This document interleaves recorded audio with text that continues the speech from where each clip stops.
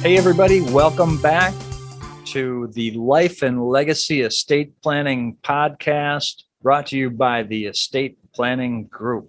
I am attorney Kevin Davidson, your host. It is Friday, February 4th, 2022. It is a balmy 13 degrees here in Kaukauna, Wisconsin, and there is a nice snowstorm brewing outside. I love this Wisconsin weather in February. Today's topic, we're going to cover a question that we field relatively frequently. In fact, it doesn't usually start out as a question. It starts out as a question that I ask and turns into a question on the part of the client or the individual we're talking with this about. We're going to dive into some of the details of holding a safe deposit box. Many people keep their most valuable, precious personal items or documents within a safe deposit box. And at the same time, very few seem to actually know how that safe deposit box is titled, who owns it or leases it, and who has the right to access it. Most importantly, for our purposes, who has the right to access it after someone has passed away? And there's a lot of misunderstanding, misconceptions on this. Let's clear the air and dive in. So the question came up in a client meeting this week, and I've had this same conversation dozens, if not hundreds of times. So I know this is an area that everyone really needs to pay a little more attention to. The safe deposit box. This would be that little metal box at your bank or credit union. It's in a secure room full of similar such boxes, and it's usually within a great big walk-in safe or vault, thus the name safe deposit box. It is a box in a safe in which you deposit your precious items, and you have a key to it, but no one can access that box or the vault that it's in unless the bank representatives allow you in. Okay. So if you have a safe deposit box, you kind of know the routine. You check in, you show your ID, you have your key. Someone usually escorts you into the room. Oftentimes there are two keys. A bank representative has one key, you have the other key. Sometimes there is only a single key where they leave you to access your own box. Depends on how secure the facility is. In any event, these boxes can only be accessed by the owner of the box or someone expressly authorized in writing by the owner to access the box. This is where it becomes very important to understand who the owner is. Now, I refer to owner more often than not, it's actually a rental or a lease agreement. So the individual doesn't actually own the box in the bank or the credit union owns the physical real property and the equipment itself, but you have the exclusive right to that little space within the box. So it's much more like a leasehold. So the dilemma and the danger is very similar to the problems that we talked about with regard to beneficiary designations or putting someone else's name on a bank account. More often than not, we don't know exactly how those names are on the box, whose name is on it, and how is critical to what will happen after you pass away. So let's look at this a little bit. If an individual has a safe deposit box and it's rented in their name, they are the only one that can access it.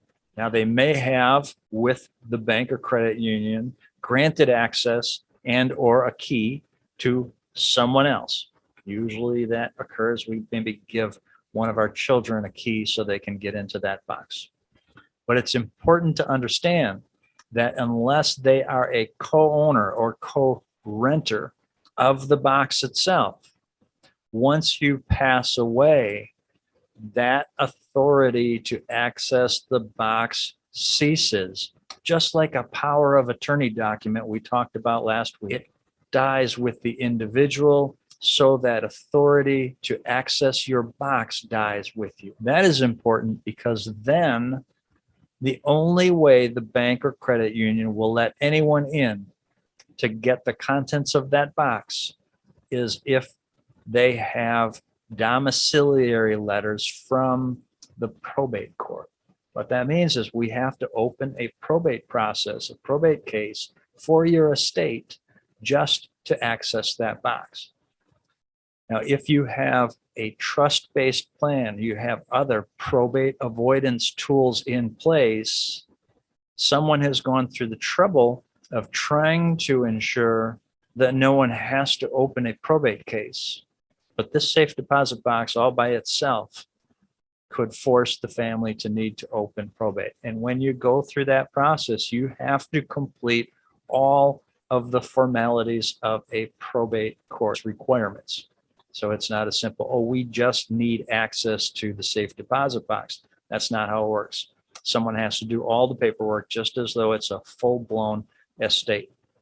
So here is our recommendation for anyone who has a trust-based plan.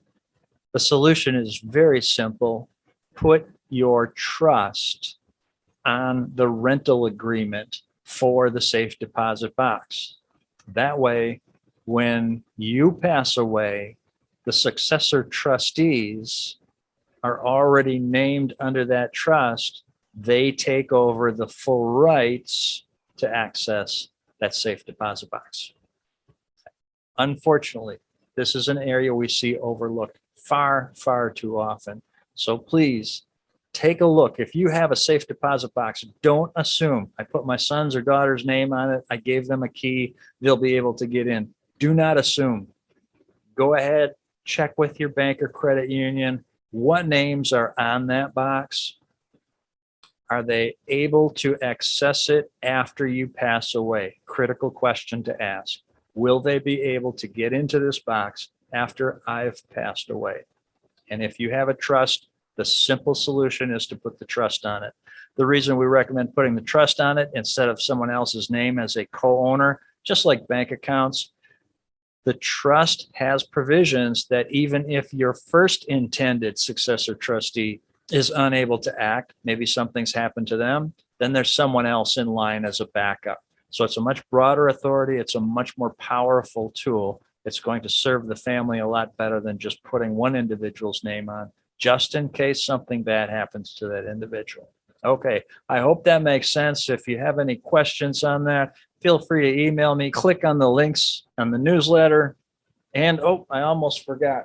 I promised a special announcement freebie giveaway. So for the first 50 individuals who email or message, contact us in some way and let me know that you heard my podcast, we will give you